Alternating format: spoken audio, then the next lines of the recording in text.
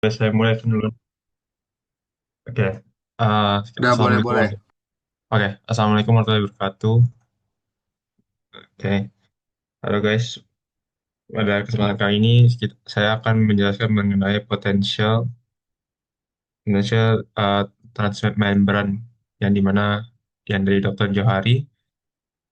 Tapi sebelum saya masuk ke materi, mohon maaf ini kalau saya nanti akan agak bertele-tele karena baru tadi siapin materinya dan juga yang saya tahu aja dari uh, materi-materi sebelumnya aja. Jadi ya kalau misalkan kita ada diskusi apapun, mungkin nanti tinggal angkat tangan aja ya. Oke, sekarang kita lanjut dulu. Jadi ya, di potential transmembrane itu potential listrik transmembrane ini tuh ada tiga fase yang paling penting, yaitu ada uh, resting membrane potential. Ah, ini tulisannya agak jelek ya, tapi nanti di recording nanti bisa lihat lagi. Nanti ada resting membrane potential, ada grounded potential. Ini aku pakai bahasa Inggris, maaf ya guys. Karena catatan kemarin tadi yang aku bikin pakai bahasa Inggris. Ya, mohon maaf. Kalau ada yang nggak ngerti, tinggal tanya aja. Habis itu ada action potential. Yang terakhir. Oh ya, ini suara aku udah terdengar guys. Terdengar. Oke, udah. Oke. Yang pertama, ya ini jadi ada tiga fase yang paling penting di dalam potential transmembrane ini atau potential listrik transmembrane, yaitu resting membrane, membrane potential, ada grounded potential dan juga action potential. Teman-teman saya akan jelasin dulu resting membrane potential. Ya, resting potential. Oke. Um, Jadi resting membrane potential itu apa sih? Jadi ya, yang saya baru catat ini adalah jadi ada perbedaan voltase dalam uh, uh, dalam intraselular intraselular itu di dalam sel. Yang dimana ini terjadi di semua sel yang kita ada. Tapi nanti saya akan mencontohkan kebanyakan di sel neuron. Nah, ini kan kita bilang kalau kalau aku bilang tadi resting membrane potential itu ada perbedaan keadaan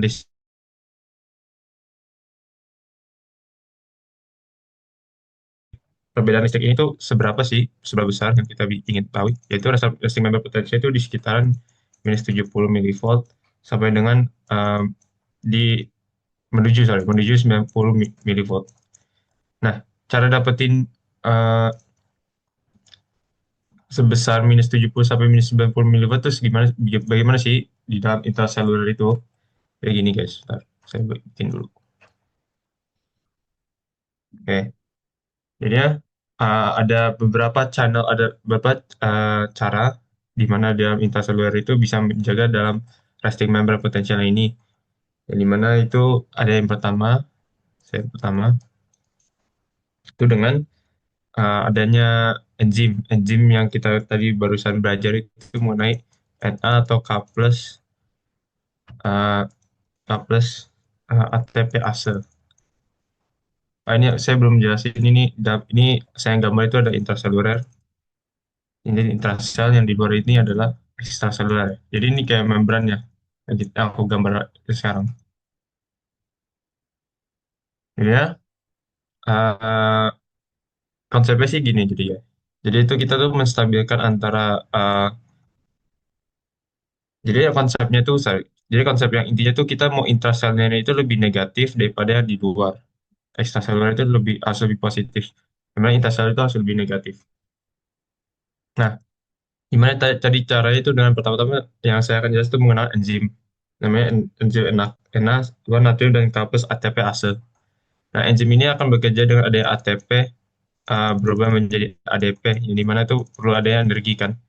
Nah, enzim ini itu akan um, mengeluarkan sebanyak 3 Na+, terus akan memasuki sekitaran dua potasium. Jadi ya kalau kita lihat kalau yang keluar itu akan lebih banyak positif, keluarnya itu banyak positif tapi masuknya cuma beda apa kecil yang masuk tuh. Jadi ya di bagian sini, di bagian intraseluler itu akan lebih negatif. Karena yang tadi aku bilang tuh yang keluar Regulasi positif yang itu lebih banyak sinkronis daripada yang virus masuk. itu hanya ada di bakteri. Jadi ya ini Lalu akan itu lebih kok di sampingnya bagian tuh inti bakteri. di dalam sel itu akan lebih uh, Regulasi lebih di negatif. biota tuh banyak di ini ya, serat ya. Ya sebutan lainnya serat. Maaf, Ya kan itu juga ada sama. yang bocor. Bukan kayak gitu. Oh Oh ya, itu Sofia bisa. ada yang kemungkinan bocor. Ya, makasih. Oke, jadi ya eh, kita bisa bilang kalau di dalam, oh, maaf, oke, agak ngeles sorry. Jadi kita bisa bilang kalau di dalam intraseluler itu kita bisa kalau ada 0 milivolt, tapi karena tadi ada yang Na sama K plus ATPase ini enzimnya, itu akan menjadi lebih negatif, sekitar menjadi 5 milivolt, minus 5 milivolt. Oke, sampai sini ada ditanyain atau enggak? Atau saya lanjut dulu?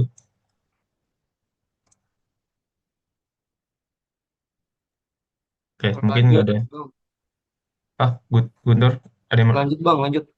Oke, lanjut ya. Oke, selanjutnya tuh ada sekarang masuki tentang mengenai channels. Channels itu apa sih? Channels itu adalah suatu tempat yang dimana beberapa enzim itu akan bisa masuk dan keluar juga, seperti kayak enzim tadi, tapi itu akan ada yang ada kayak ada apa ya kayak yang bisa ngefasilitasi mereka gitu. Tapi channelsnya ini tuh yang kita akan bahas itu namanya leaky channels. Jadi itu nggak perlu ada fasilitasi apapun. Kan di sini kan enzimnya itu kan menggunakan ATP sama ADP ya. Nah, tapi yang di channels ini nggak perlu. Jadi kayak nanti akan terjadi jadi perpindahan enzimnya itu dikarenakan ada bedanya konsentrasi gradien dan juga ada bedanya konsentrasi gradien listrik. Jadi yang ini saya bikin dulu. Ini. Jadi yang pertama-tama yang akan saya jelaskan itu adalah leaky atau apa? Ini bahasa Inggrisnya gini ya, leaky K+ channels. Nah, leaky K+ channels itu apa sih? Jadi ya, leaky K+ channels itu adalah suatu perantara di dalam transmembran ini yang fungsinya tuh untuk uh, mengeluarkan K+-nya yang di dalam intraseluler. Kenapa? Karena kita bisa lihat kalau yang K+ ini tuh uh, kita bisa lihat kalau dari ATP Na sama Na atau K plus ATPase itu dia tuh masukinnya dua K plus kan ke dalam intraseluler. Jadi kita bisa bilang kalau di luar ini itu akan lebih kecil K plus maksudnya konsentrasi lebih lebih kecil kan. Nah, karena adanya konsentrasi K plus yang lebih kecil ini, jadinya yang di dalam sel ini yang K plusnya itu akan keluar dari sini karena ada perbedaan gradien, perbedaan gradien konsentrasi. Nah, pas K+-nya ini keluar dari leaky K+ channels-nya ini, dia itu akan selalu berikat dengan suatu anion.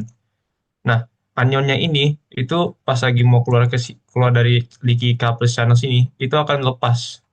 Jadi anion yang di K+ ini itu akan lepas ke dalam intraseluler, jadi nggak ikut keluar. Nah, makanya dengan adanya leaky K+ channels ini kita uh, berubah dari minus 5 milivolt ini menjadi minus 90 milivolt. Nah, itu kan jauh banget ya. Kenapa tadi? Karena adanya keluarnya K plus ini dan juga adanya anion yang berikatan dengan K plus ini yang dimana itu akan masuk lagi ke intraseluler yang dimana itu bikin lebih negatif. Jadi ya akan melunjak banget jadi minus 90 milivolt. Nah, kita kan kalau mengetahui kalau resting member potential kan di sekitar minus 70 ya kan. Ini maaf ya, ini aku belum jelasin tadi yang minus 90 itu. Jadi ini aku hapus dulu. Jadi ya, resting memory potential itu di sekitaran minus 70 ya. Nih, sorry. Oke. Karena ini kita bisa bilang kalau ini kenapa melunjak banget jadi minus 90 milivolt. Nah, caranya bisa minus 70 itu gimana sih? Nah, jadinya ada lagi namanya channelsnya nanti. Aduh, eh, jadi nanti ada channel saya lagi di sini. Aku tulis di bawah sini aja. Yang akan membantu eh, bikin intraseluler ini, apa cairan intraseluler dalam sini itu lebih jadi minus 70 milivolt, yaitu adanya adanya leaky sodium channels. Aku pakai ini, leaky sodium channels. Nah, leaky sodium channels itu apa sih? Jadinya kita ketahui kalau dari enzim Na sama K plus ATPase itu dia tuh mengeluarkan lebih banyak Na plus untuk keluar daripada masuknya. Jadi kita bisa bilang kalau di ekstraseluler itu akan lebih banyak Na plusnya. Nah, karena lebih banyak Na plus di luar, maka akan Na plusnya itu akan segera masuk ke dalam intraseluler, yang dimana karena masuknya ini itu akan membuat cairan intraseluler ini akan menjadi lebih positif. Nah, lebih positif itu seberapa sih? Nah, uh, lebih positifnya itu sekitaran 20 milivolt ya. Kayak lebih lebih apa ya? Lebih positif 20 milivolt. Jadi ya hasil dari minus 90 milivolt ini akan menjadi sekitaran minus 70 milivolt. Karena ada leaky sodium channel sini. Di mana itu akan membuat lebih positif di dalam cairan intraseluler. Kenapa bisa masuk ke dalam intraseluler? Karena baik lagi untuk konsentrasi gradiennya gitu. Dan juga uh, membran sel ini itu kalau mengenai ion itu pasti ada suatu namanya permeabilitas ya. Permeabilitas itu apa? Jadi permeabilitas itu adalah suatu peristiwa di mana transplantasi membran selnya ini tuh memiliki apa ya namanya? Kayak ke bisa bilang kayak dia tuh lebih memilih ion apa untuk bisa masuk ke dalam intraseluler. Jadi ya di membran sel itu dia tuh akan lebih nge-favor atau lebih memilih K plus daripada Na plus. Ini membran permeability.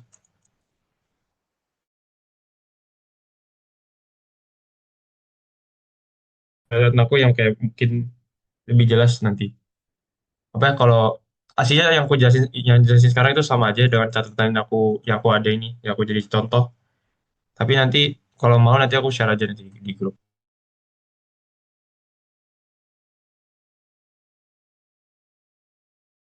Aku review ulang. Jadi RMP itu ada resting membrane potential yang dimana itu di dalam cairan intraseluler itu di sekitar minus 70 milivolt atau di mana fungsinya dari resting membrane potential ini akan mengacu kepada aksi potensial pada hasil akhirnya.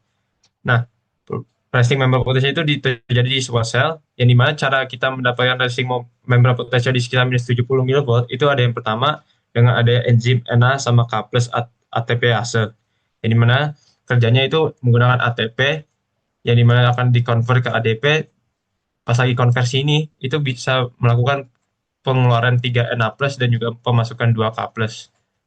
Nah, selanjutnya itu dia karena keluarnya 3 Na plus dan masuknya cuma 2 2 doang. Nah, berarti yang di dalam intraseluler itu akan menjadi lebih negatif. Nah, sekitar berapa itu sekitar minus 5 milivolt doang, jadi nggak terlalu banyak. Nah, karena habis itu nanti ada namanya leaky coupled channels. Nah, leaky coupled channels tadi itu adalah yang membuat intraseluler yang di dalam membran di dalam intraseluler itu lebih negatif lagi. Malah kelebihan kelebihan karena kan kita perlu sekitar minus 70 milivolt kan di resting membrane potential. Nah, ini kelebihan. Nah, itu kenapa kelebihan? Karena tadi yang K plusnya itu tuh akan berikatan dengan anion. Nah, pas lagi mau keluar ke leaky K plus channel ini, yang dimana terjadi itu karena K plus yang di luar intraseluler itu lebih kecil daripada yang di dalam, makanya dia akan keluar. Nah, karena pas lagi keluar dari leaky K plus channel ini, dia itu harus mengeluarkan anionnya dari ikatannya mereka. Jadi anion ini akan masuk ke intraselulernya itu bikin lebih negatif. Sekitar berapa lebih negatifnya itu di sekitar minus 90 milivolt. Nah, selanjutnya itu juga namanya leaky sodium channel tadi yang bikin sodium sodium itu masuk ke dalam intraseluler karena yang tadi aku bilang kalau di Na sama K plus ATPase itu mengeluarkan 3Na plus ke ekstraseluler jadi lebih banyak karena lebih banyak ini dia itu akan cenderung lebih masuk ke dalam intraseluler karena beda potensi gradien konsentrasi jadi yang membuat intraseluler itu lebih positif yang dimana dari minus 90 milivolt itu menjadi minus 70 milivolt. Oke. Oke, mungkin aku lanjut dulu sekarang sebentar ya, ke namanya. Oh ya, sebelum aku lanjut ke ground potential, aku akan eh, ini dulu ya, menjelaskannya. Kan kita mau tahu ya, kalau di membran sel itu akan ada permeabilitas ini. Nah, permeabilitas ini akan mempengaruhi banget dalam hal bikin intasal itu lebih negatifnya. Kenapa? Karena permeability kan bisa dibilang kalau dia itu lebih ngemilih suatu ion daripada yang ion yang lain. Jadi ya, bagaimana caranya sih supaya dapat minus 70 milivolt itu? Jadi ada namanya rumus, eh, ada yang namanya konsep nurse potential. Nah, nurse potential itu apa sih? Jadi ya, nurse potential ini tuh adalah suatu perhitungan teoritis yang dimana tuh kita bisa melihat eh, hasil dari minus 70 milivolt ini tuh dari mana kayak uh, difference of electrical charge yang di intracellular dan extracellular itu gimana sih cara dapetnya kan harus dihitung kan. Nah, ini tuh dengan adanya nest potential ini. Nest potential itu terjadi atau uh, bisa terjadinya itu karena adanya uh, uh, potasium yang keluar itu akan yang sama dengan saat potasium yang keluar itu sama dengan yang potasium yang masuk. Nah, dengan adanya potasium yang keluar dari masuk ini, itu nanti kita ada potensial yang namanya potential nurse tadi. Nah, kenapa bisa adanya uh, uh, potasium out atau potasium yang keluar sama dengan potasium yang masuk? Karena tadi ini yang ada leaky couples channels ini dan juga ada enzim ATPase ini, jadi mana tuh akan saling masuk, yang akan saling membalance semuanya ini. Nah, nanti itu dalam balance-nya itu kita bisa menghitung namanya nurse potential itu. Nah, mungkin ini nggak keluar sih, tapi kita tahu aja dulu kayak apa EK. Jadi namanya rumusnya itu gini sih, kayak EK plus 61,5 kali 3 kali 10 log 10. Jadi ini kayak K out K in gitu. Ini aslinya turunan dari rumus apa PVNRT singkat aku. Tapi mungkin nggak tahu detail nanti. Jadi rumusnya gini. Jadi mana rumusnya itu ada yang energi nurse potential untuk yang K plus dan juga energi nurse potential untuk uh, yang natrium juga. Dan itu sama aja, nih semuanya sama. Tapi yang ini itu di bagian Na out per Na in gitu. Nah, hasil dari hasil dari perhitungan ini itu akan di sekitaran kalau yang potasium ya, itu nanti akan di sekitar minus 90 milivolt. Kalau kita secara teoritis ya, yang misalkan penelitian itu di sekitar minus 90 milivolt dan juga kalau di sini tuh malahan yang nest potential ini tuh ternyata itu di sekitaran 70 milivolt. Nah, kan aku udah bilang kan kalau natrium tuh cuma naik pengen berapa sih? Pengen cuma plus 20 kan dari minus 90 milivolt. Tapi ini ke sini kan minus 90 milivolt ke minus 70 milivolt kan cuma seberapa kan? Nah, tapi kalau di nest potential itu malah plus 70 milivolt. Itu kenapa? Kenapa bisa? Nah, dari plus 70 milivolt ini kan kalau ditambah, jadinya kan kayak harusnya kan jadi minus minus 20 milivolt kan, malah jadi lebih negatif kan. Nah, tapi kita harus ingat kalau kalau membran itu ada yang namanya permeabilitas, ada permeabilitas. Jadi itu akan lebih nge-favor potasium daripada Na+. Maksudnya nge-favor itu berarti masuknya ke dalam intraseluler itu akan lebih banyak diterimanya itu yang K+ daripada yang Na+. Nah, jadi contohnya misalkan ini. Tadi kan karena ada membran permeability ini, misalkan yang K plusnya itu kita bilang dia itu masuknya kan lebih besar daripada Na plus ya. Berarti bisa bilang kalau yang masuk itu sekitar 90%. Tapi untuk yang Na plus itu cuma sekitaran 10%-nya.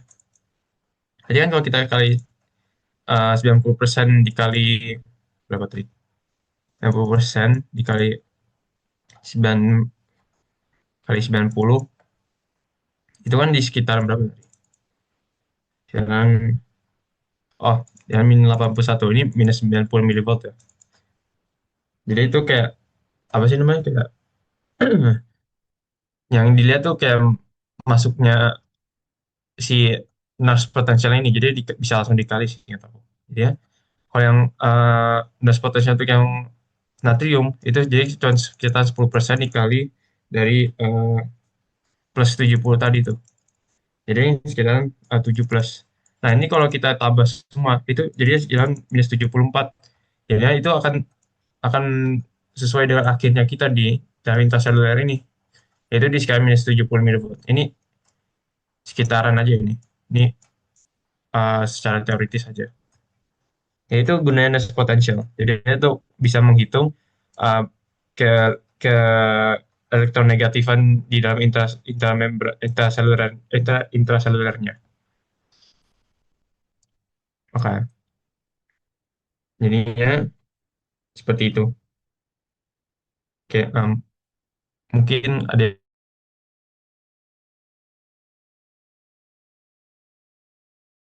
ditanyain dulu atau gimana? Atau lanjut? Oke, lanjut ya. Maaf. Oke, ada berapa menit lagi? Oh, oke. Ah, sekarang maaf ya guys kalau aku agak cepet-cepet ini karena emang waktu emang cuma 1 jam ya. Maaf. Nanti habis itu ada namanya uh, grounded potential.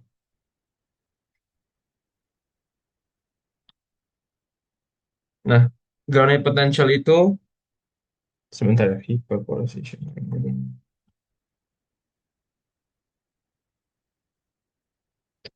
Oke ya ya. Oke. Jadi grounded potential itu adalah suatu cara di dalam hampir sama aja sih kayak resting member potential. Jadi itu intinya uh, resting member potential dan juga grounded potential itu fungsinya akan merangsang namanya aksi potensial nanti di akhir. Nah itu aku akan jelasin nanti nanti. Tapi kita mau tahu dulu grounded potential itu ada suatu cara untuk mencapai aksi potensial tadi. Nah grounded potential itu eh sebentar hyperpolarization.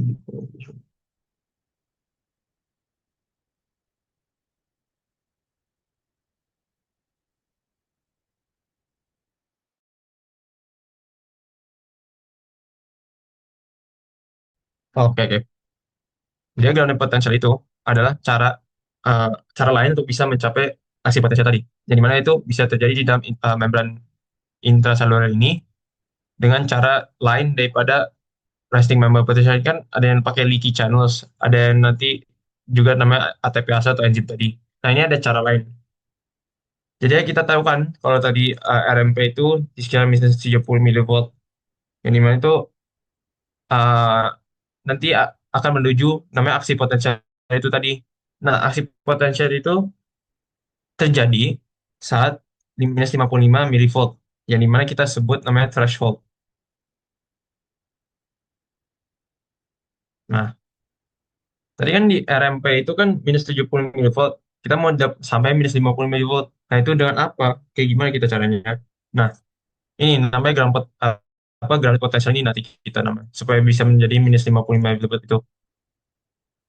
Nah, kan kita bisa lihat kalau minus 70 milivolt ke minus 50 milivolt kan berarti kan agak naik ya. Nah, naiknya itu namanya di sini namanya depolarization. Atau depolarisasi. Nah, selanjutnya itu kita juga mau tahu kalau tadi ya pas lagi RMP itu resting member potential itu terjadi ke minus 90 milivolt tadi kan atau kayak melonjak gitu melonjak ke kayak melewati batas -70 ini. Nah, itu kenapa kenapa bisa gitu? Ini dikarenakan ada yang namanya hyperpolarization.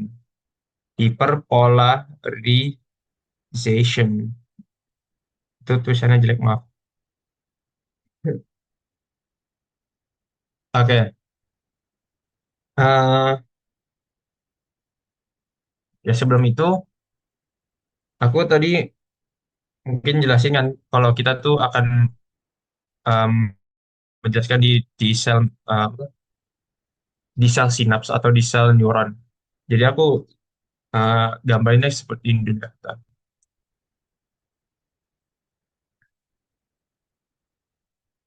Di mana tuh?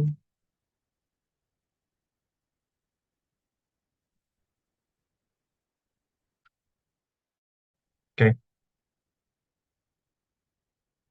ini. Mhm.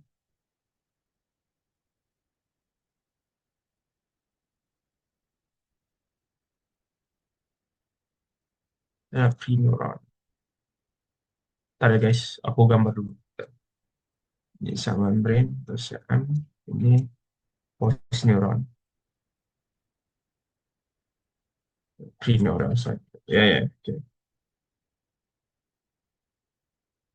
Oke, jadi ya, di Gravity Potential ini, yang dimana itu intinya kita bagaimana caranya bisa mencapai threshold ini, dan juga bisa menjelaskan kenapa RMP itu bisa menjadi minus 90 mV tadi, dengan cara lainnya itu gimana.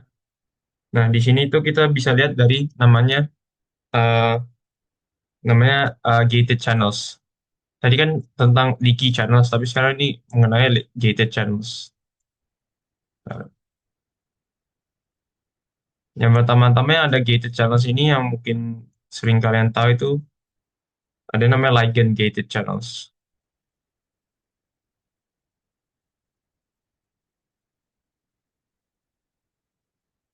Oke, ligand gated channels itu apa? Jadi nanti akan ada suatu ligand atau suatu apa namanya, kayak satu zat yang bisa merangsang channelsnya ini, yang dimana itu kita bisa disebut dengan ligand.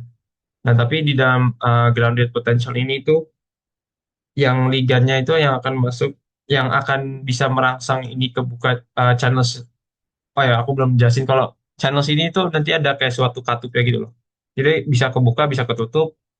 eh, ya, jadi bisa ketutup. Nah, kebuka dan ketutupnya ini itu tadi aku bilang cara mereka bisa membuka itu karena adanya ligan ini.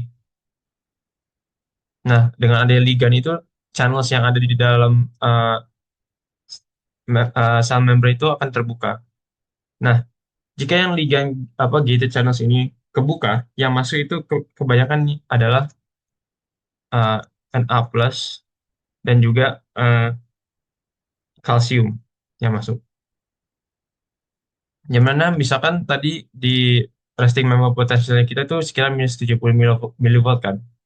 Nah, di -70 milivolt ini pas si ligand channels ini kebuka karena adanya rangsangan. Oh ya, ini rangsangannya itu dari namanya ligandnya itu dari glutam yang akan merangsang ligand gated channels ini. Jadi ya, fungsinya ligand gated channels ini akan memasukkan dari natrium dan juga kalsium yang dimana itu akan berisiko positif. Makanya jadi -70 milivolt ini akan menghasilkan -55 milivolt ini. Jadi mana itu akan menghasilkan threshold kita ya. Nah, pas untuk bisa, nah ini kan apa bisa mencapai threshold kita. Tapi aku bilang tuh tadi ada ada yang namanya hyperpolarization, yang dimana tuh dari RMP menjadi -90 milivolt. Ini itu udah udah apa ya bisa bilang kayak udah udah terlalu jauh lompatannya. Itu kenapa? Nah, itu juga ini disebabkan oleh adanya eh apa ya, aku nggak belum. Ada yang namanya eh ligand gated channel lagi. Tapi ini itu ada ligand gated channel yang ligandnya itu adalah GABA. Aku lupa nih nama singkatan apa. Jadi mungkin kalian hafal aja dulu atau research nanti tentang GABA itu apa. Nah, dengan ada yang merasa adanya ligand GABA ini yang merasa channel apa protein channel apa ligand gated channel saya ini, yaitu akan melakukan beberapa hal. Yang pertama itu akan melakukan pemasukan dari Cl-min atau klorida, masuknya klorida dan juga membuat fungsinya itu fungsinya itu jadi ada dua. Ada yang bisa memasukkan klorida, klorin dan juga mengeluarkan potasium atau K plusnya, K plus yang di dalam intraseluler itu keluar. Nah, kita bisa lihat kan kalau ion-nya itu ion yang masuk itu adalah minus dan juga yang K plus tadi itu kan eh, akan kesambung dengan anion kan. Nah, kalau pas aku bilang tadi itu kalau dia apa potasium itu keluar dari channel itu pasti akan memisahkan dari anionnya. Nah, dengan ada pemisahan anion ini dan juga sel minus ini, dia itu bikin suasana di dalam intraseluler itu akan lebih negatif. Jadi lebih negatif, keterlaluan negatif ini jadi lebih banyak negatifnya. Nah, itu membuat dari RMP ini tadi atau resting membrane potential itu bisa menjadi minus 90 mV tadi tuh yang aku bilang di resting membrane potential ini. Jadi gitu. Jadi ya di resting membrane potential itu yang bekerja itu ada leaky channel saya yang bikin dia tuh bisa menjadi minus 90 mV. Nah, pas di gradient potential ini yang bisa bikin minus 90 mV itu atau hyperpolarization itu di ligand gated channel saya. Dan di mana ligand gated channel saya itu di GABA. Sebentar.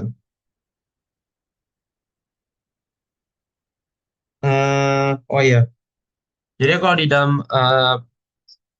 membran neuron gini ya, itu nanti kita bisa dibilang kalau prosesnya ini namanya eh, excited, sorry, excited uh, post synaptic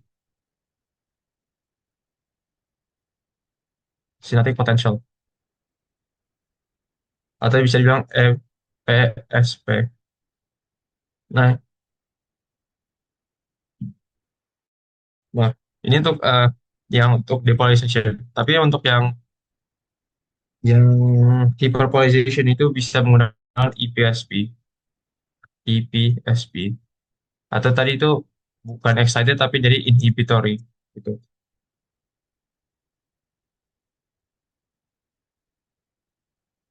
Maaf ini bisa jelek banget. Oke. Jadi excited post itu akan menjadi lebih positif, tapi untuk yang inhibitory itu akan menjadi lebih negatif.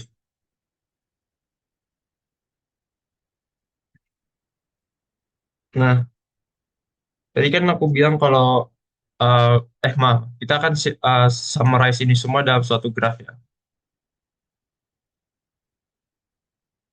Oke, misalkan yang di grafnya itu di sini itu tadi tentang apa nih millivolts ya, di dalam intracellular membrane. Maaf, di sini sorry. Intracellular membrane dan ini adalah waktunya atau millisecond. Ini minus 55. Oke. Jadi kan intinya dari semuanya ini tuh kita kan eh, inginnya kita tuh mencapai threshold yaitu akan melakukan aksi potensial. Nah, itu di sekitaran minus 55 mV tadi kan. Jadi ini namanya threshold. Nah, untuk bisa mencapai threshold itu kan yang kita bilang tadi itu supaya bisa jadi minus 55 mV itu dengan ada caranya FPSP ini. Nah, FSP itu kan dengan adanya ligand gated channelsnya itu um, lebih besar daripada yang GABA ini kan yang tamat itu akan harus lebih besar daripada yang GABA. Nah, misalkan kita tuh secara realita ya kebanyakan tuh akan seperti ini. Jadi nggak langsung secara kena minus 55 volt ini, tapi kita harus kayak ada kayak lonjakan segini terus tapi turun, nggak ada yang sama sekali nggak kena. Terus habis itu nanti turun lagi. Terus malah ada yang tadi bilang, yang aku bilang tadi itu, adanya hyperpolarization tadi itu. Jadi ini malah akan turun gini. Karena tadi gabanya itu akan lebih banyak di dalam suatu situasi ya. Itu situasi nanti aku agak lupa ya. Tapi kenapa bisa gitu, aku mungkin lebih akan baca dulu. Tapi saya lanjut dulu ya. Jadi itu misalkan ada terjadi hyperpolarization gini. Nah, kan berarti kan cara kita untuk mencapai thresholdnya itu berarti ada yang perlu adanya uh, penaikan EPSP ini nih, yang EPSP ini. Ini kan ini kan IPSP ya, IPSP. Yang dimana itu bikinnya lebih negatif kan. Tapi kan kita perlunya EPSP yang lebih banyak untuk mencapai thresholdnya itu. Nah, itu gimana sih? Oke. Jadi kan aku dari tadi kan ngomongin tentang neuron ya, apa atau synapses. Jadi sinaps itu nanti kan bentuknya akan seperti ini ya. Sorry.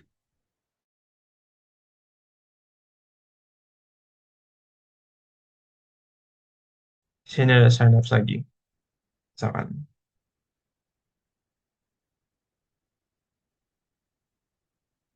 Jadinya, oh ini aku belum jelasin ya. Jadi itu yang aku lagi gambar ini adalah sel membrana. Nah, di dalam sel neuron itu nanti ada namanya presinaps dan ada namanya postsinaps. Nah, itu akan perantaranya jadi ada sel membran juga di sini. Nah, ini aku lagi gambar namanya presinaps yang di bagian sini presinaps yang di bagian ini postsinaps. Oke. Nah, tadi kan aku bilang cara kita ningkatin MPSP itu gimana sih? Nah, ada yang namanya temporal summation. Jadi ya, yang di dalam presinaps ini itu akan apa ya tadi itu mengeluarkan lebih banyak glutama tadi itu ya, yang untuk bisa merangsang lagi gated channels yang untuk glutama ini untuk bisa mencapai thresholdnya itu dengan cara apa? Jadi itu dalam satu presynaptic neuron ini akan meluncurkan banyak banget glutamate tadi itu ke sini ke postsynaptic ini. Kenapa di postsynaptic ini yang kita kasih itu karena nanti semua aksi potensial di bagian sini nanti ya postsynapse yang terjadi. Jadi ya kita bisa bilang kalau di sini tuh ada one pre-synapse atau sebelum synapse itu synapse itu akan eh, secara rapid atau secara terus-menerus akan menstimulasi yang postsynapse ini. Ya kalau digambar seperti grafik dan di mana tadi ini adalah resting moment potential dan ini yang di atas itu adalah threshold itu akan seperti gini. Jadi kayak seperti tangga kayak naik terus, naik terus, naik terus, naik terus. Ini nanti akan misalkan turun ya. Nanti ini aku jelasin lagi di aksi potensial. Tapi nanti turun terus naik naik itu ada naik lagi gitu. Naik lagi supaya bisa masukin supaya bisa kena threshold. Nah, terus selanjutnya itu ada namanya special summation. Special summation itu ada cara lainnya untuk bisa mencapai apa atau meningkatkan FSP tadi itu summation. Jadi itu misalkan ini tadi itu beberapa presynapse ya. Presynapse ini banyak. Ini ada satu postsynapse yang besar. Bukan besar sih, emang. Cuma satu misalkan. Nah, ini presynapse itu bukannya jadi satu kayak gini, tetapi akan banyak yang menghasilkan glutama tadi itu untuk bisa merangsang aksi potensial ini. Jadi kayak akan merangsang, merangsang, merangsang ini untuk bisa memastikan aksi potensial itu tadi. Jadi kita bisa bilang kalau spatial summation itu adalah multiple kayak banyak presynapse yang synapse. Aku nggak bisa nulis, sorry. Presynaptic neurons. Yang dimana itu akan menstimulasi untuk satu pos neuron, sinaps neuron. Dimana kalau kita bisa gambar ini akan seperti ini sih, sama aja. Kalau di gambar tabel. Yang dimana itu fungsinya dari elastic member potential itu agar naik ke threshold tadi untuk bisa melakukan aksi potensial. Oke, sekarang jam berapa sih? Oh, 41 ya. Oke,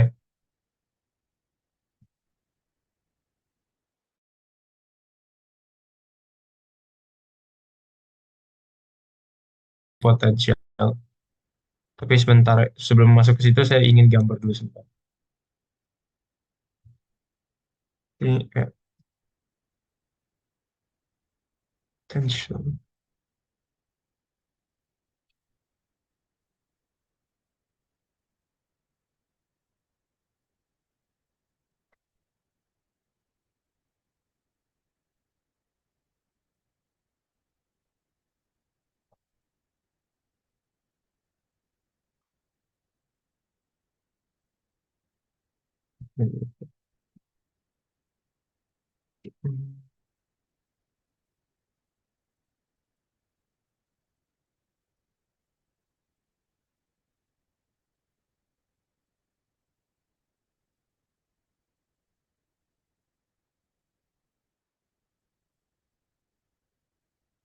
Oke, bentar. Hmm,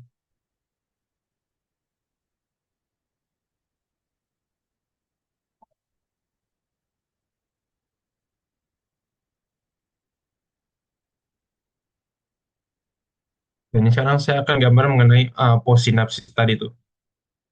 Ini misalkan tadi postsinapsis tadi. Jadi kita akan menggambarkan, ini saya itu menggambarkan kayak prosesnya dari postsinaptik ini ke bagian sinapsa lain. Ini itu namanya proses ini sih namanya. Apa sih namanya? Ya ini terjadi tuh di otak sih kayak untuk masukkan aferen dan eferen itu terjadi aferen dan eferen ini. Ini tuh karena ada yang namanya aksi potensial ini. Nah, kita kan jadi aksi potensial itu jadi dari RMP tadi itu atau resting member potential itu bisa mengenai threshold potential atau TP atau thresholdnya untuk bisa namanya aksi potensial. Ya di mana itu RMP itu minus 70 milivolt, tapi kalau supaya bisa melakukan aksi potensial itu di minus 55 milivolt. Nah, di postsinaps ini itu di sel membran itu akan ada banyak tadi yang aku bilang uh, ligand gated channels. Sebentar ya. Hmm. Oh, maaf. Ini bukan ligand gated channels, soalnya ini namanya gated channels saja. Gated channels.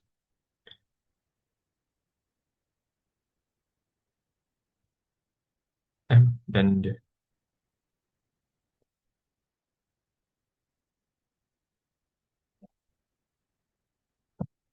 Sebentar.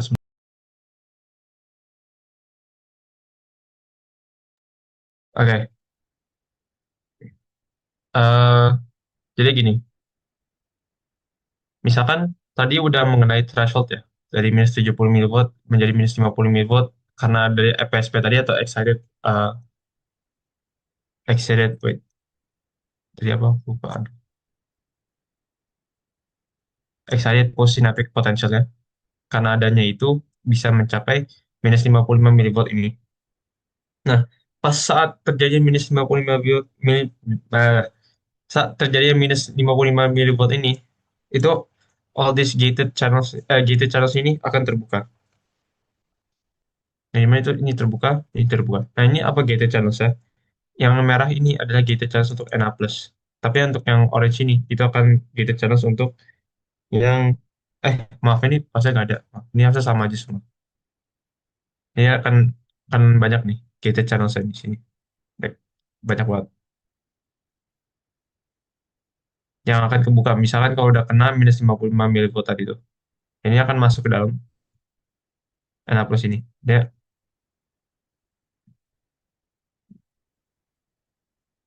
kita tahu kan kalau di extracellular itu Na+ akan cenderung lebih masuk ke dalam ke intracellular tadi itu.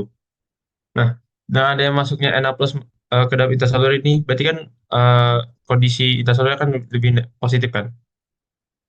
Lebih positif, positif, positif ini. Nah, ini aslinya tuh pernah dibilang kata Dr. Johari kalau ini tuh lebih negatif di bagian kanan sini. Tapi aku lupa cara ngejelasinnya gimana.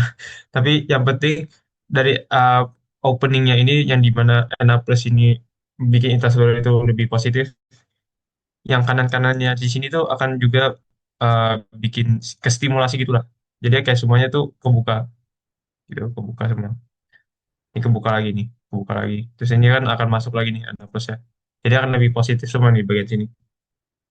Nah, positif itu seberapa sih? Kan tadi kan dari minus 55 milivolt ya. Ah, sorry, sorry. Minus 55 milivolt itu. Nah, ini akan menjadi 30 plus milivolt. Jadi itu jauh banget dari minus 55 milivolt karena menjadi 30 plus milivolt. Itu karena tadi banyak yang apa uh, gated channels untuk NI ini itu pada kebuka karena udah terstimulasi di threshold tadi itu. Nah, ini saat kebuka semua, ini ada juga nama gated channels lagi nih. Namanya, tapi ini namanya untuk kalsium. Nah, kalsium ini nanti untuk apa? Nanti sebentar saya akan jelasin.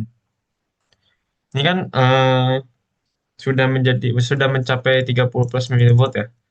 Misalnya udah sampai 30 plus milivolt, ini nanti gated channel sel untuk kalsium itu akan terbuka dan plusnya akan masuk. Ini akan bikin situasinya lebih positif juga kan. Nah, tapi CA plus ini tuh bergunanya untuk apa sih? Bergunanya tuh untuk merangsang vesicle. Vesicle vesicle itu apa sih? Vesicle adalah suatu transporter yang dimana itu isinya itu akan menjadi neuro apa sih?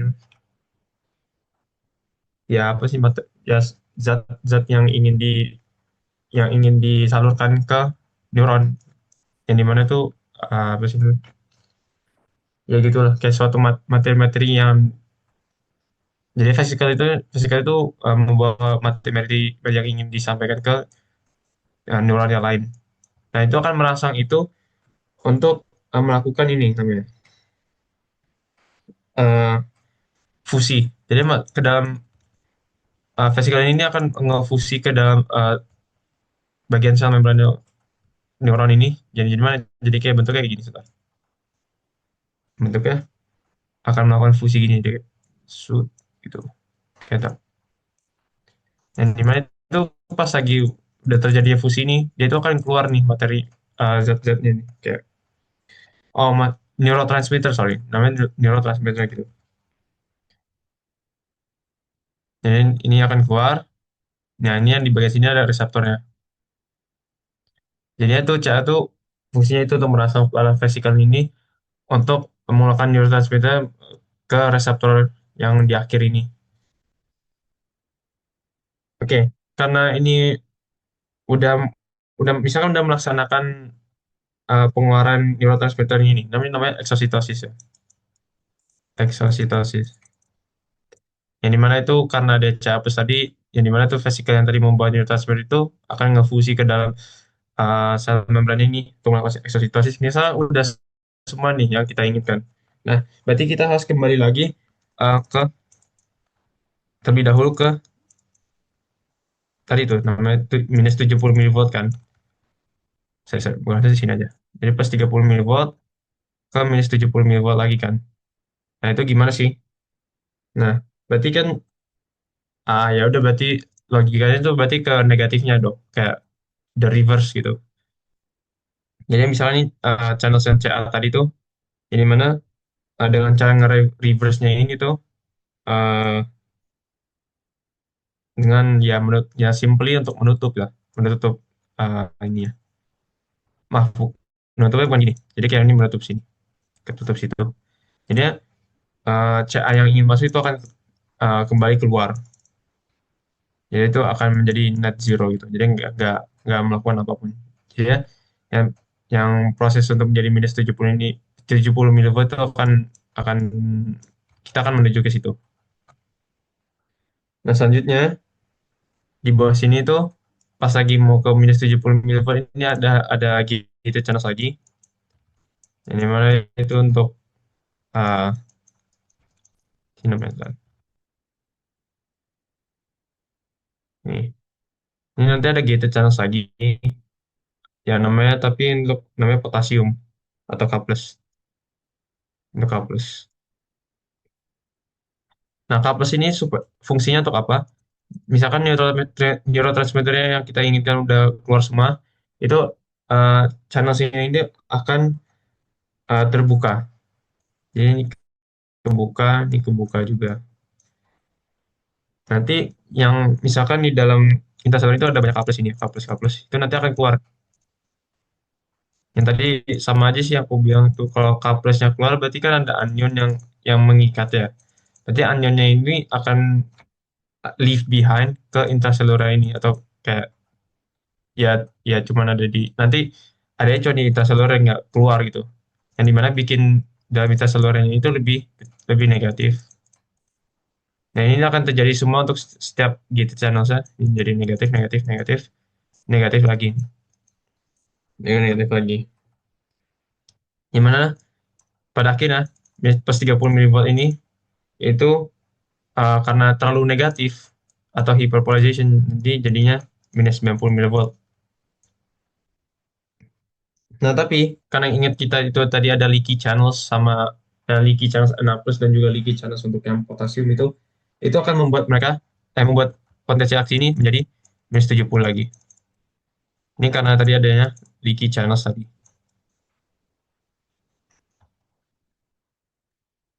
Nah, itu adalah aksi potensial.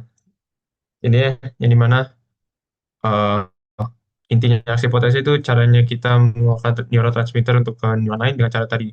Dari mengenai threshold, thresholdnya itu sekitar minus 55 volt, yang akan merangsang gated Na plus channels, yang Na plus itu akan masuk semua ke dalam neurotransmitter ini, yang dimana bikin situasi dalam intracellular itu menjadi 30 plus milivolt, yang dimana akan merangsang juga gated channels untuk Ca plus atau kalsium yang akan merangsang vesicle yang membawa neurotransmitter itu nge-fuse ke sel membrannya di paling luarnya neuron yang dimana akan melakukan exositosis untuk neurotransmitter itu sendiri.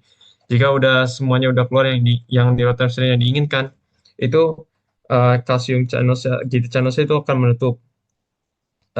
Pas lagi menutup itu juga ada gated channels untuk K plus atau potasium yang membuat potasium yang ada di intracellular itu keluar semua. Yang dimana bikin situasi yang di intracellular itu jadi lebih negatif. Tapi kelebihan jadi sekitar minus 90 milivolt. Nah, tapi karena ada leaky channels yang di dalam apa sama membran itu, secara uh, secara langsung itu akan membuat mereka itu jadi minus 70 milivolt lagi. Nah, ini jika bikin grafik, saya jika dibikin grafik, hmm,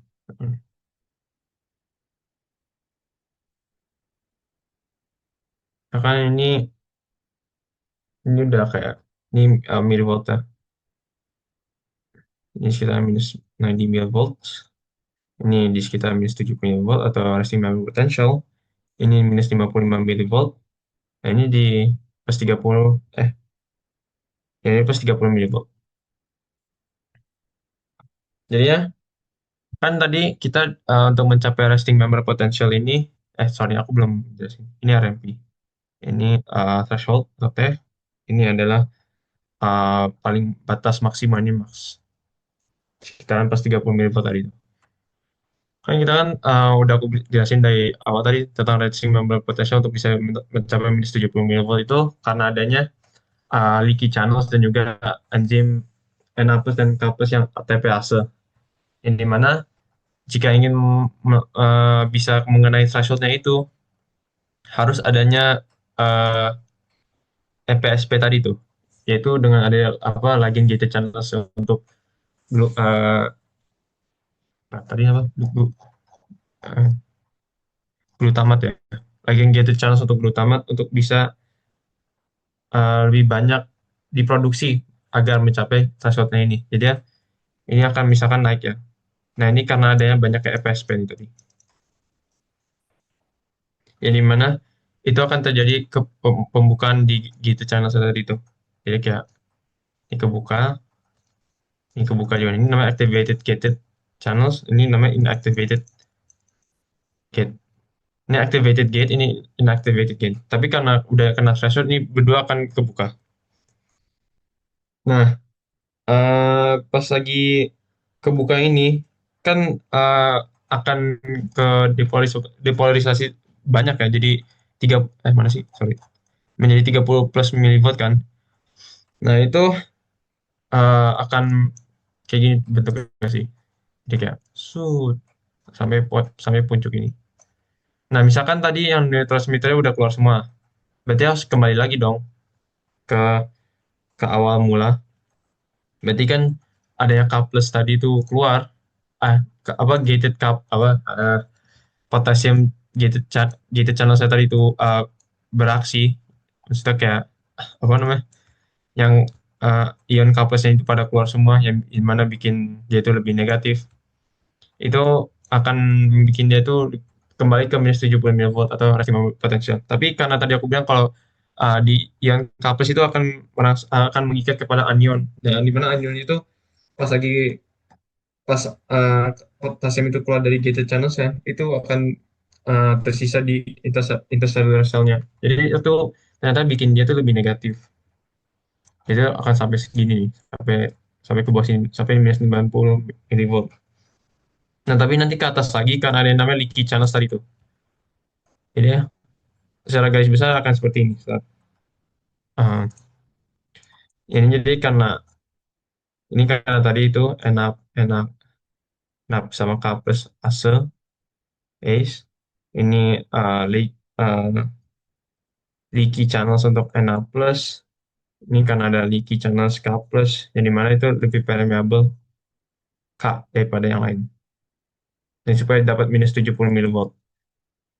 Nah, ini plus 30 karena tadi udah kena threshold, terus prosesnya aksi potensial terjadi gini, ingin kembali ke bawah dengan adanya apa gated potassium channel kebuka semua yang bikin potasium keluar, tapi keterlaluan keluarnya, jadi ya sampai minus 90 milivolt, terus nanti ke atas lagi kan ada leaky channel sama ini semuanya di sini, bagian sini. Jadi bentuknya kayak gitu. Kalau di bagian sini misalnya resting membrane potential ini, itu bentuknya kayak ini, kayak ketutup. Sorry, ini aku jelasin aja kalau ini kayak the gated channels itu. Ini kalau kebuka gated channels itu akan kayak gini, kayak ini kalau udah sampai akhir ya, udah sampai mau menutup itu. Jadi gated channel ini kayak activate gated channel itu kebuka kayak gini, yang inactivate itu ketutup ini. Tapi kalau tadi yang kena udah threshold itu dua kebuka, correcting moment potential itu satu activated gatednya channel saya ketutup, tapi yang inactivated gated channel saya itu kebuka. Gitu. Ya secara garis besar seperti itu guys. Oke, pas sampai jam 8. Jam 9 sorry. Ah, maaf, ini mungkin ada 1 menit lagi. Jadi ada yang ditanyain dulu atau gimana? Atau gimana Lun, boleh ada yang nanya lagi karena ini udah hampir jam 9 punya Daru. Eh, ada Luna nggak? Rama Rama mungkin Ram. Halo, bro. Halo? Halo Luna. Ini udah selesai, itu sudah jam 9 juga nih. Gimana? Ada yang buka pertanyaan nggak? Iya, boleh dibuka pertanyaan aja dulu. Ya udah, ntar aku sambil nge-search.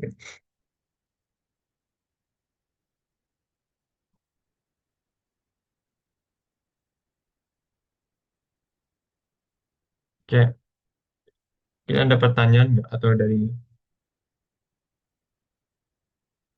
Oke, ini ada Rido yang nanya di aku lewat PC. Jadi ya kata kunci katanya kata kunci yang harus dipelajari dari materi Dokter Jauh itu apa?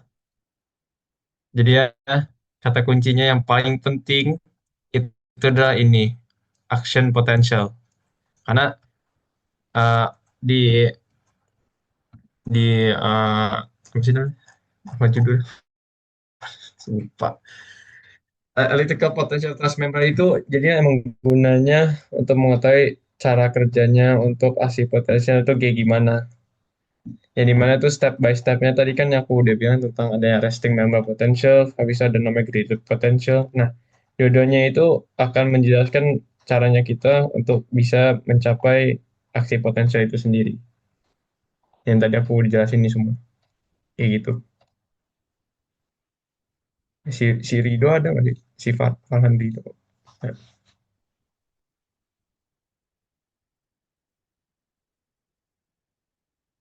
oke. Oke, itu dari Farhan Rido ya.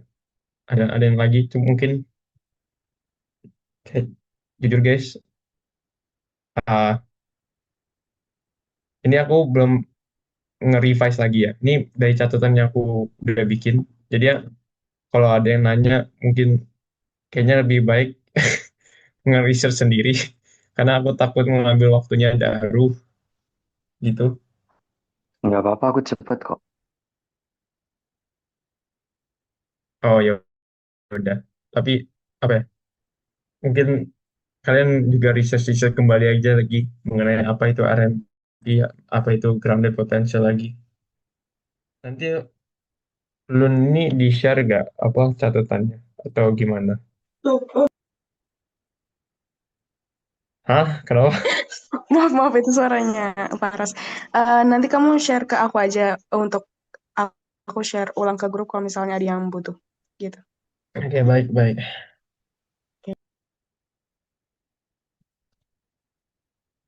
Oke, mungkin udah gak ada yang nanya ya. Udah deh.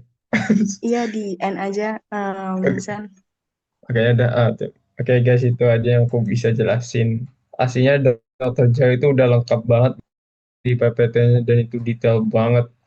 Itu aslinya uh, udah aku coba rangkum ya. Tapi aku cara jelasin tadi tuh yang aku jelasin cuma seberapa. Tapi mungkin kalian baca-baca aja lagi dari PPT Dr. Jauh di bagian aku tuh tadi belum ngejelasin kayak ini di aksi potensi itu kenapa positifnya itu bisa berjalan kayak gini. Itu di Dokter Jauh udah pernah dijelasin di halaman akhir-akhir ya, seingat aku. Nah itu uh, tapi secara garis besar udah gini sih. Jadi itu aja sih guys. Terima kasih. Wassalamualaikum warahmatullahi wabarakatuh. Waalaikumsalam warahmatullahi Waalaikumsalam Waalaikumsalam warahmatullahi warahmatullahi wabarakatuh. wabarakatuh. Makasih ya, Sena. Terima kasih, Sena. Terima kasih, Sena. Oke, Terima kasih sama-sama. banyak, Sen. Sama-sama. Sekarang Prof. Daru, silakan. Halo, Untuk yang kedengeran kedua, nggak kita suaranya? ya, kedengaran Dar. Oke, sebentar.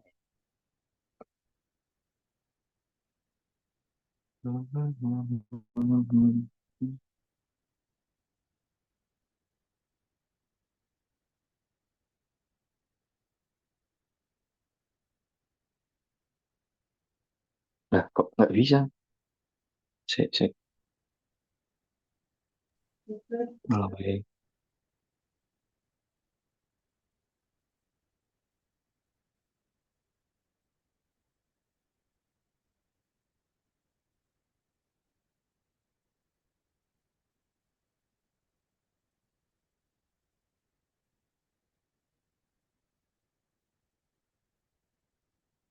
Sebentar ya.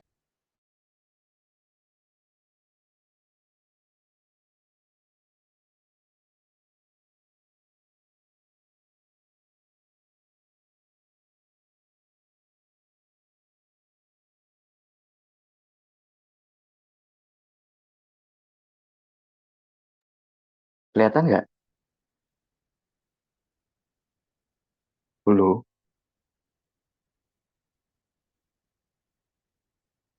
Belum. Ada yang lain?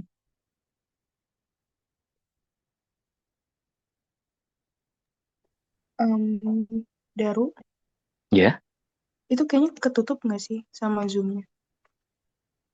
Enggak. Maksudnya layar kelihatan nggak? Oh, kelihatan, Kayaknya kelihatan. emang belum kubuka sih. Oh, iya deh, Udah? kelihatan. Sekarang udah? Udah, Dar. Oke. Oke, teman-teman. Kita mulai ya. Bismillahirrahmanirrahim. Assalamualaikum warahmatullahi wabarakatuh. Kali ini saya akan membantu untuk menuturkan bagian sitoskeleton. Ya. Eh, Kira nih dari teman-teman dulu, ada bagian yang kurang dipahami nggak? Jadi saya bisa fokus dulu di situ.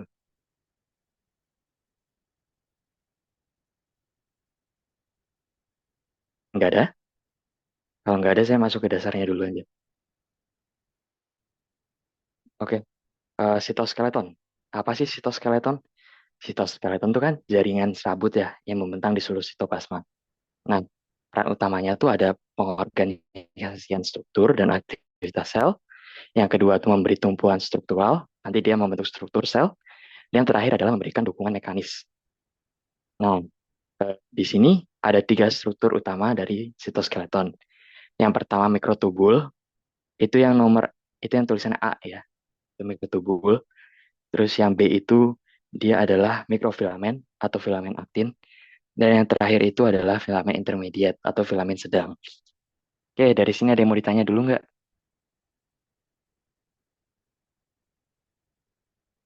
Nggak ada. Oke, saya lanjut ya. Oke, teman-teman, saya mulai dari mikrofilamen dulu. Nah, mikrofilamen adalah filamen yang paling kecil. Filamen ini terdiri dari G-aktin, F-aktin, yang selanjutnya nanti akan membentuk aktin. G-aktin adalah monomernya, protein tunggal. Jadi nanti kalau misalnya ada soal ditanya, protein atau monomer dari mikrofilamen adalah G-aktin, gitu. Selanjutnya nanti akan membentuk polimer berupa F-aktin, dan yang terakhir akan membentuk aktin. Aktin ini adalah F-aktin atau rantai panjang dari aktin yang membentuk pilin atau ya berbentuknya helikase ya, kayak DNA dia. Nah, fungsinya apa aja sih dari aktin ini? Fungsinya adalah dia itu sebentar nanti akan membentuk di sekitaran perabot sel. Dia nanti akan membantu sel bergerak. Terus pada saat cell division, mungkin saya gambarkan saja ya.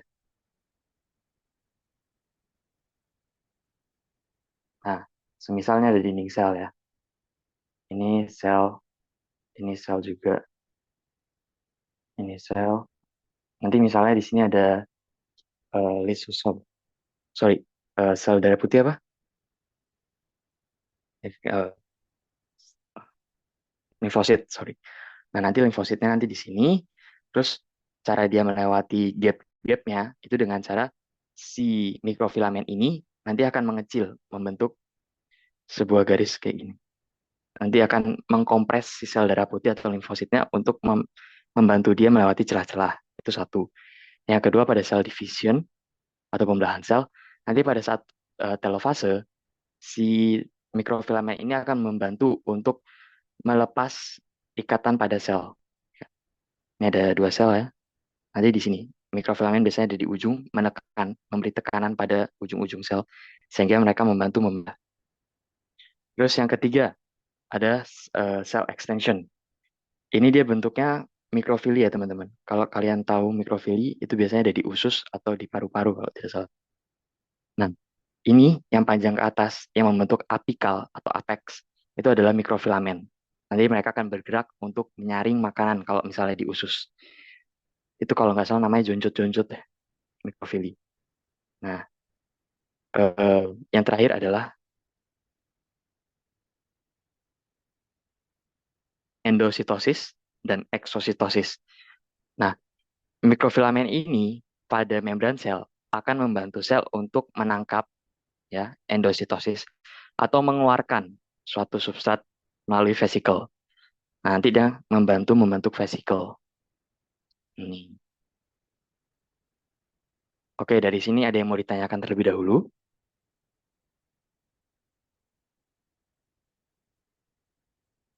Nggak ada? Oke, mungkin saya lanjut dulu ya.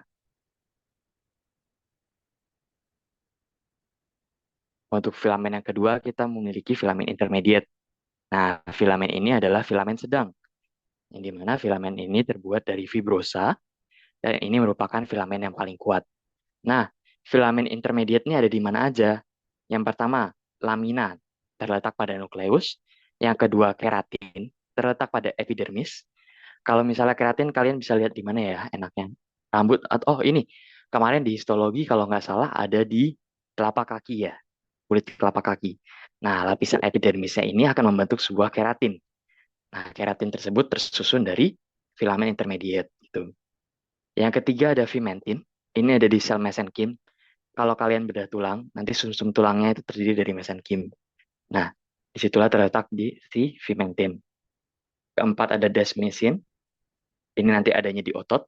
Dan yang terakhir pada neuron atau sel saraf, itu adalah neurofilamen. Nah, buat fungsinya mereka ngapain aja sih? Sebenarnya mereka ini simple, cukup simple, yaitu adalah mempertahankan bentuk sel. Nih, misal ada sel, ini ada bentuknya. Nah, mereka biasanya akan eh, terdapat di sekitar-sekitar ujung-ujung membran. Nanti mereka yang akan menahan tekanan turgor, baik kalau misalnya hipo, oh ya, baik kalau misalnya dicelupkan, kalau misalnya kalian lihat sel ya, sel itu kalau misalnya dicelupkan di zat isotonik kan normal-normal saja ya. Terus pada saat dimasukkan ke hipotonis, mereka akan membesar. Kalau misalnya hipertonis, mereka akan mengkerut. Nah, fungsi sel ini kalau misalnya paling enak sih dilihat dari tumbuhan ya. Tumbuhan itu kan ada membran, ada dinding. Nanti itulah yang akan mempertahankan si bentuknya itu tetap kotak gitu. Kalau dari sel manusia sendiri bentuknya bulat. Tuh. Terus apa lagi? Oh ya, ini akan membantu pada cell junction. Cell junction itu hubungan antar sel ya, tempat mereka berkomunikasi. Nah, mereka menggunakan apa? Itu ada desmosom, dan hemidesmosom. Nah, ini yang terbuat dari si filamen intermediate. Seperti itu. Oh iya, ini juga ada gambarnya ya. Jadi nanti filamen intermediate itu bentuknya berpilin, berpilin banyak ya. Berputar, putar, putar, putar, putar, sehingga nanti membentuk si filamen intermediate. Oke, yang terakhir mungkin mikrotubul. Mikrotubul ini fungsinya beragam, paling banyak kalau nggak salah. Mikrotubul ini merupakan bagian yang paling besar. Ini paling besar. Shoot. Terdiri dari apa? Dia terdiri dari alfa tubulin dan beta tubulin. Lalu lanjut bergabung ya, membentuk tubulin dimer. Tubulin dimer itu dimer itu dua. Jadi dua tubulin bergabung menjadi satu. Terus nanti bergabung lagi jadi protofilamen. Protofilamen ini adalah bentuk panjang dari tubulin dimer. Nah, kalau semisal ada 13 protofilamen, nanti mereka akan membentuk yang namanya mikrotubul. Jadi, sorry, ini penghapus. Nah, kalau dari satu lingkaran ini terdapat 13 protofilamen. 13 tubulin yang melingkar ya. 1, 2, 3, 4, 5, 6, 7, dan seterusnya. Nanti akan terus memanjang ke belakang sampai tempat yang disesuaikan. Seperti itu. Panjang, ya, ukurannya 25 nanometer yang terdiri dari alfa dan beta. Ini dari gambar. Oke, fungsinya. Fungsi dari mikrotubul ini ada banyak. Saya ambil dua aja yang utama. Yang pertama adalah transport vesicle. Kelihatan nggak gambarnya? Kalau saya zoom gini. Kelihatan kok. Kelihatan. Oke. Nah, si transfer vesicle ini nanti dia akan jadi jalur buat si vesicle bergerak sama motor proteinnya. Motor protein pada mikrotubul terbagi dua, kinesin dan dienin. Kinesin ini nanti fungsinya yang mengalirkan protein dari dalam, ya. Ini dia dari nukleus, terus masuk ke retikulum endoplasma, nanti masuk ke cis, berubah ke trans Golgi, nanti jadi vesicle yang siap ditransport. Vesicle yang siap transport itu dibawa oleh kinesin. Makanya kalau kalian lihat PPT-nya Buzetti ya, itu kinesin terletak pada sisi positif. Nah, ini juga mikrotubul biasanya untuk sisi positif terletak menjauhi nukleus. Ini kan mendekati perifer ya. Mendekati perifer, menjauhi nukleus. Untuk sisi negatif mikrotubul itu terletak mendekati nukleus dan menjauhi perifer. Kinesin ini yang fungsinya untuk membawa vesikel dari dalam sel menuju luar sel. Nanti di sini, ini kan ada proses eksositosisnya. Eksositosis ini akan dibantu oleh si mikrofilamen tadi. Ini. Nah, ini eksositosis. Gitu, teman-teman. Nah, terus buat endositosisnya gimana? Endositosisnya nanti si sel ini akan memakan. Nih, kita makan, terus nanti membentuk vesikel. Vesikel ini akan ditransfer oleh dienin melalui jalur mikrotubul. Jadi dia kayak semacam jalan khusus gitu buat si protein bergerak. Jadi protein nggak ngambang ya teman-teman. Mereka jalan. Mereka membutuhkan ATP dan mereka jalan kaki. Nggak jalan kaki sebetulnya. Mereka berjalan melalui mikrotubul. Itu dibawa oleh dienin. Kalau dari dalam keluar itu kinesin, kalau dari luar ke dalam itu dienin. Oke. Nah, yang kedua, fungsi mikrotubul utama adalah pembelahan sel. Nah, mikrotubul ini akan menyusun dua hal. Yang pertama sentriol, sentriol sepasang nanti akan menjadi sentrosom. Yang kedua adalah benang spindel. Nanti akan berlekatan pada sentromer akan berlekatan pada sentromer kromosom. Gitu. Kenapa sentromer bisa ketarik? Kenapa kromosom bisa tertarik pada saat pembelahan? Mungkin ini. Nah, ini terjadi karena nanti akan ada pemutusan benang spindel. Teman-teman tahu kan, kalau mikrotubul itu terbagi menjadi dua bagian, sisi positif dan sisi negatif. Mungkin saya gambarkan terlebih dahulu.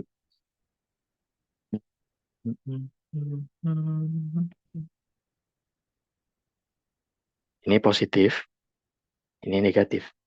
Nah, pada saat pemendekan atau pelepasan atau penarikan kromosom, sisi positif ini akan berkurang, berkurang, sehingga memendek pada sisi negatif. Nah, itulah yang membuat si kromosom ini nanti pada fase anafase akan tertarik menuju dua kutub yang berlawanan. Gitu. Ditarik oleh siapa? Benang spindel. Yang melekat pada mana? Melekat pada sentrosom. Sentrosom terdiri dari dua sentriol yang masing-masing terbuat dari mikrotubulus. Seperti itu. Mikrocytoskeleton itu doang deh. Ada masukan lagi nggak teman-teman? Kira-kira ada yang bingung nggak? Apa yang mau dibahas? Apa yang kurang? Saya terbuka banget kok. Aku sangat mau mendiskusikan ini.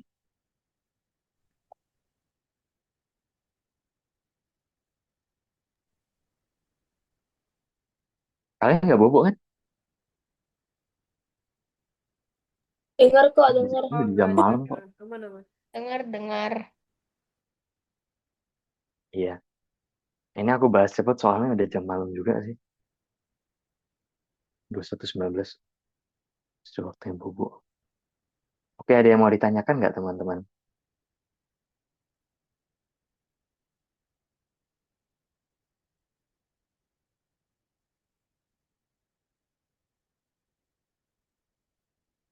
Lagi ya? Itu doang deh. Kalau saran belajar, saran belajar kalau kalian bisa bahasa Inggris dan suka nonton YouTube, lewat Ninja Nerd aja. Nanti tulis Cytoskeleton, itu lengkap di situ. Yang kedua PPT Buzati. Udah itu doang. Sebenarnya udah lengkap sih. Saya tidak menemukan adanya kompleksitas. Ini lebih enak lagi kalau misalnya kita ketemuan langsung tau. Jadi aku bisa memperagakan. Jadi kita bisa ngambil volunteer. Kalau online kayak gini rasanya kurang deh. Iya, nanti masukannya aku tampung ya. Oke, makasih ya.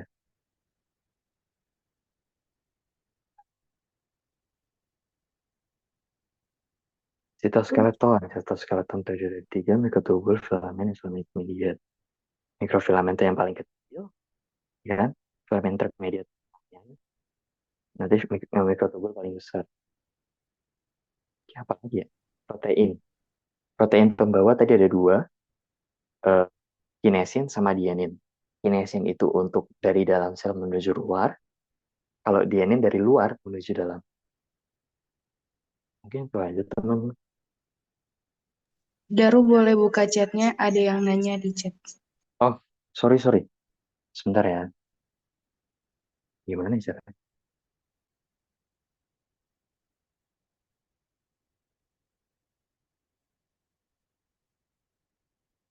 Daru, kalau buat pembentukan sel itu yang mana ya? Apakah pembentukan sel itu sama saja dengan mempertahankan bentuk sel? Pembentukan sel ini maksudnya apa, teman? No, Afiza, sorry.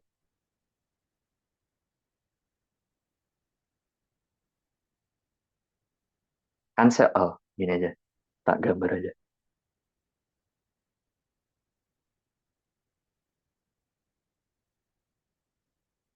Ini kan sel, terus nanti lanjut pembelah kan. Set, set, ini. Oke, pembentukan sel itu berarti pada saat apa? Profase, metafase, anafase, telofase?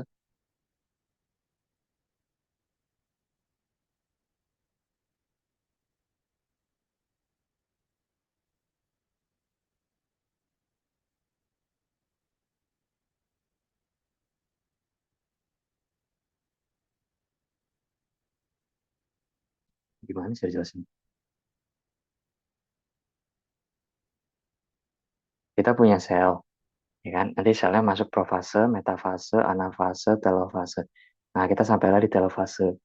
Nanti untuk pembentukan sel sendiri, ini pertanyaannya apa ya? Maksudnya,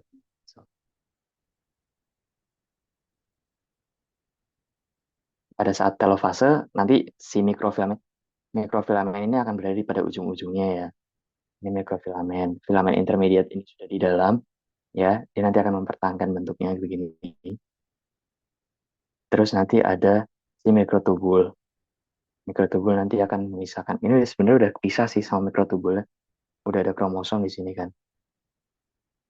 Udah ada materi genetik kebelah dua.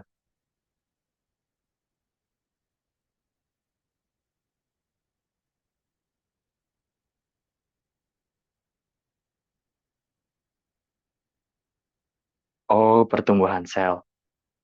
Nah, kalau pertumbuhan sel kita pakainya yang ini ya, teman-teman. Mikrofilamen.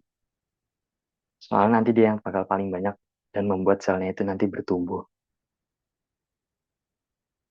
Baik selnya membesar maupun mengecil. Kayak yang tadi sudah saya jelaskan di mana ya. Nah, ini dia. Ini kan ada sel darah putih ya, limfosit. Nanti agar limfosit ini bisa berjalan, ya kan, melalui gap pada sel, gap pada sel epitel misalnya, itu mereka butuh yang namanya mikrofilamen agar mereka bisa memperbesar badannya atau memperpipih, memperkecil badannya, seperti itu. Jadi untuk pertumbuhan sel kita menggunakan mikrofilamen ya, karena bersifat fleksibel sehingga bisa ditambahkan maupun dikurangi. Itu. Oke, ada lagi.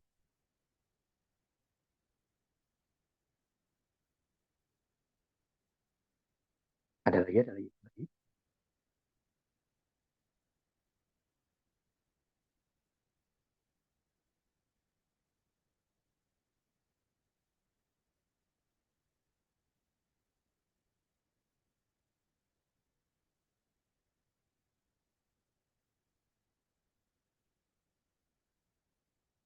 Sudahkah?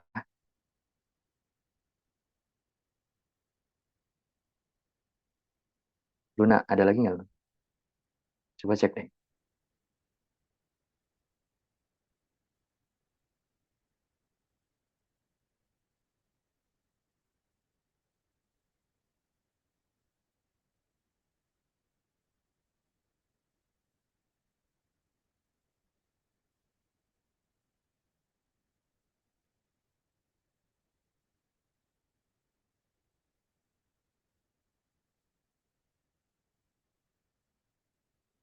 Luna,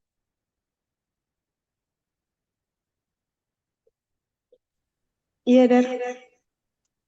sudah cukup sih, Daru. Iya. Oke, makasih. Ya udah kalau sudah cukup. Eh, untuk pembelajaran kali ini saya akhiri. Terima kasih. Assalamualaikum warahmatullahi wabarakatuh. Selamat istirahat semuanya. Wabarakatuh. Terima kasih. Waalaikumsalam warahmatullahi Terima wabarakatuh. kasih, Daru. Makasih ya, Daru.